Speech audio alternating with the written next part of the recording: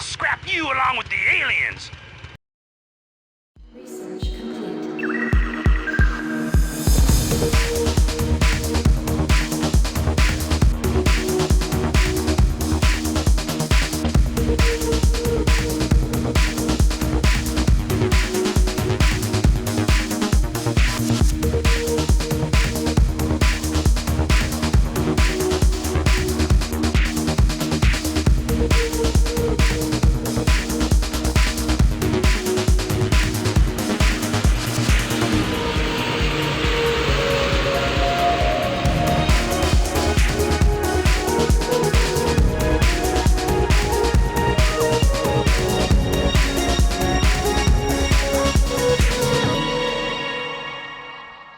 Alright, Nuke-Knights, fifth set of the Group C Trial of Fire. We're back to Pure versus Fantasy, and I'm sure that Fantasy is thrilled about that, considering how the last block ended. Let's see if Pure gets some more epic cheese on Fantasy. Just knocks him out of the OSL with cheese.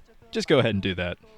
I'm sure he'll be very happy about it. Fantasy at the end of the match will probably walk out of his booth with his monitor in hand and just throw it at Pure. Actually, Pure will be doing his little thank yous, little winner's thank yous. He'll take a bow, and then as he's bowing, Fantasy will come up with the monitor and just go, pshaw! And then Pure will fall to the ground bleeding. And Fantasy, by default, will move into the round of 8. I think that's how it works. Here we go. And Pure is actually riding a wave of confidence now that is a little bit different than the other two guys were earlier, because he's technically won 2 games in a row. Except, okay, down at the 5 o'clock position in yellow is Pure, up at the 10 o'clock position in teal is Fantasy. So yeah, like I said, he just won 2 in a row, and that's more, you can say more than the other 2 guys can, because they haven't won 2 in a row yet. Technically 2 in a row, but not 2 in the same block, unfortunately. It took me a while to figure out this format when I first casted it, because I saw a player win 2 in a row. I was like, okay, they won. But no, there are other sets. What's going on? So yes, that's why I explained it at the beginning. It's a little bit confusing. And I don't think it's the best format in the world. Seeing as though it could go on infinitely, I think that is a major flaw in this. You should never have any kind of a tiebreaker go infinitely, I think. Pure this time, he is not playing cheesy. At least not yet. Let's see if he gets a proxy robo later. I want to see some cheesy play.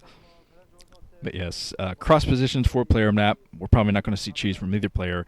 We're just going to see solid mechanics. And when it comes to mechanics, these guys are both very good at the respective matchups. Fantasy, very good versus Protoss.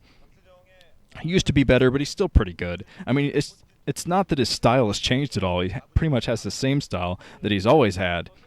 And he can definitely take down players when he feels like it. He took down Pure in this OSL, just with a lot of mines and stuff like that. I think it might have been on this map. No, I think it was on Fighting Spirit.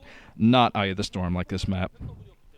But still, his heavy vulture play can really destroy Protoss players who do not have the amount of observers to deal with it. So I think Fantasy is going to count on that for this matchup as well. 12 Nexus. No, it's not the 12 Nexus. Is it a 12 Nexus? I didn't see the gateway coming down for Pure, so I think it was a 12 Nexus from him. 4-player map, it's always safe to go for this. Give yourself a major advantage as far as economy goes. But I'm absolutely sure that was a 12 Nexus, because I think Pure just now put down his gateway. Yes, he just now plopped it down.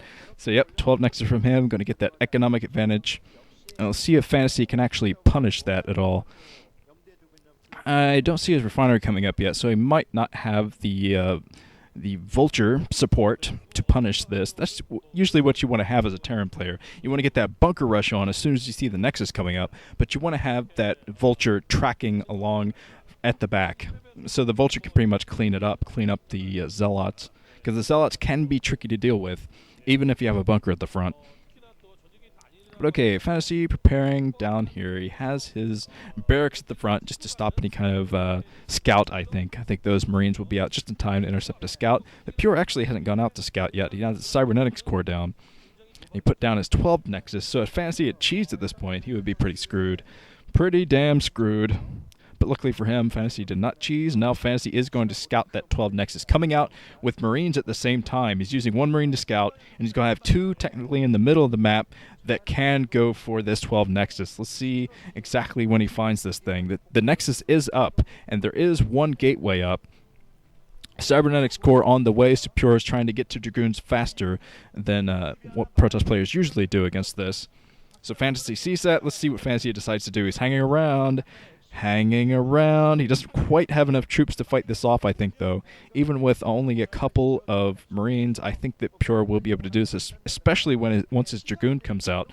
The Dragoon will be able to outrange that bunker if he upgrades Dragoon range, so he's probably going to do that. Fantasy's inching closer. He wants to put on the bunker. He's trying to find the best place to do it, too. Trying to whittle those Zealots down a little bit, and he doesn't have any more SCVs other than this one, so he's trying to be very careful about where he puts the bunker if he puts it down. He's trying to test the waters a little bit, saying, well, what do you have coming out, and can you take down my SCV if I start building the bunker? And so I think he is backing off. Fantasy completely backing off, so he's going to have to come up with another type of strategy. Bunker rush, not going to get it done now. Dragoons out, more gateways coming up for Pure, and he has the full scout inside of the main. So he knows that he's safe, at least for now. There's a factory coming up for Fantasy, taking down the scouts, and now he can put down another factory. He has two factories coming up, and he's going to try to be aggressive from those two factories to take down this Nexus. Damn 12 Nexus. I can see the flaming hatred of Idra flowing through Fantasy's heart right now. Air OSL. So here comes a few troops for Pure. Always in it for a rude surprise. Going to have to back off. Surprisingly, he actually pushed that a little bit longer than I thought he would. But plenty of Marines out. So Fantasy, if he wanted to, he could switch to a Medic Marine build, but I don't think he's going to do that. He committed to two factories. So he's just going with this, keeping in with the scout. So he sees the next tech building coming up, which is the robotics facility. Pure is anticipating those pesky vultures coming in and laying mines everywhere. So he's going to have observers out in time to deal with that. Very healthy economy going for Pure now, but he's going to have to expand again. That is can be a problem with the 12 Nexus. You got to keep expanding, keep expanding, which can be very difficult against a vulture-happy Terran like Fantasy, because we're going to see a lot of vultures coming out. The first tank is going to pop out of that machine shop factory, and here comes the vulture is actually going the long way around, just in case Pure should try to come down and find this. Dragoons, Pure is confident in his micro, even though he's fighting uphill. Confident in his micro to be able to snipe some of these units. Falling back, though, he sees the vulture. I think it might be a little bit overwhelming. Now the tank is out, so he's going to have to back off completely, even though he has 4 Dragoons in there. But he's going to have so many units out. Actually going for the robotics support bay. Before his observatory, I didn't see the observatory anyway for him, so he might be playing a little bit risky, because no doubt the Fantasy is researching mines for those. His mine play against Pure earlier in the OSL was absolutely ridiculous. He dragged so many mines. Okay, there's the mines prepared for Fantasy, trying to lay a mine trap. Pure, it looks like he's caught on. He's going to be a little bit smarter this time around.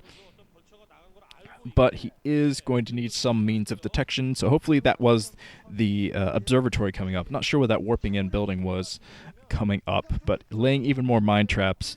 Wow, if Pure goes down there at all, he's going to just run into mines and die, because there are perfectly positioned mines right next to the chokes. So Fantasy trying to deny Pure his options, especially about expanding. Now he's coming down with some troops. He has a deny of the vulture block with a single mine. That was smart. And now this important tech building is out in no man's land too, so it's going to be very difficult for Pure to defend that. Fantasy, I think he will try to take down that observatory with his tanks moving out. If he can get the right surround of the Dragoons with speed vultures or something like that, I think he might be able to do this. Running away with his vultures now. Pure, it looks like he was able to snipe a couple of mines on top of that ramp, but still is going to have a tough time defending that observatory. If Fantasy knows about that, of course Fantasy knows about that. He has his mines over there, but he's still not attacking it. I guess he doesn't want to get himself boxed in before he has any reinforcements coming in. He has one single vulture taking out that building. So wow, he's just going to use that one vulture to do this. Coming in with additional vultures, so the robotics facility, hopefully he's getting out a couple of observers, because he's not going to have many left. Oh, Scarab taking out quite a few SCVs. Almost nothing at home to defend against except a single tank, really. Single tank is going to be able to get it done for Pure. Oh, taking out a lot of SCVs with that. Some nice, solid economic harassment from him. Oh, wow. Drilling down the SCV count for Fantasy. But Fantasy has almost destroyed that Reaver now. I think it might be in red. So Pure might want to think about backing off. He lost his observatory. No doubt he was building that inside of his base. Luckily for him, that's a very fast warping building. So he probably has that up inside of his main already. Going to need it. Plenty of tanks in for Fantasy. Looks like he's keeping alert, running around. Actually, he's trying to get the surround of the Dragoons with those mines, but not going to get it done this time around.